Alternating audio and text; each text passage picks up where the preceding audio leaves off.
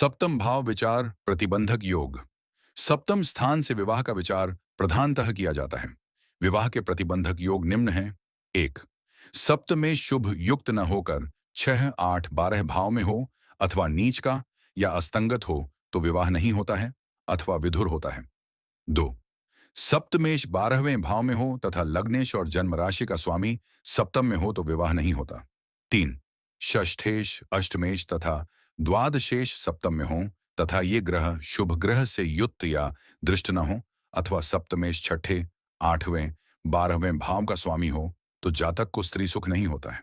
चार, यदि शुक्र और चंद्रमा साथ होकर किसी भाव में बैठे हों और शनि एवं भौम उनसे सप्तम भाव में हों तो विवाह नहीं होता।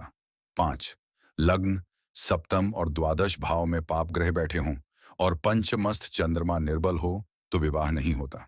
छह, सात, 12वें स्थान में दो दो पाप ग्रह हों तथा पंचम में चंद्रमा हो तो जातक का विवाह नहीं होता। सात, सप्तम में शनि और चंद्रमा के सप्तम भाव में रहने से जातक का विवाह नहीं होता। यदि विवाह होता भी है तो स्त्री वंध्या होती है। आठ, सप्तम भाव में पाप ग्रह के रहने से मनुष्य को स्त्री सुख में बाधा होती है। नौ, शुक्र और बुध सप्तम में एक साथ हों तथा सप्तम पर पाप ग्रहों की दृष्टि हो तो विवाह नहीं होता, किंतु शुभ ग्रहों की दृष्टि रहने से बड़ी आयु में विवाह होता है। 10, यदि लग्न से सप्तम भाव में केतु हो और शुक्र की दृष्टि उस पर हो तो स्त्री सुख कम होता है।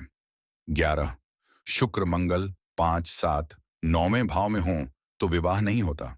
12, लग्न में केतु हो तो भार्या मरण तथा सप्तम में पाप ग्रह हो और सप्तम पर पाप ग्रहल की दृष्टि भी हो तो जातक को स्त्री सुख कम होता है।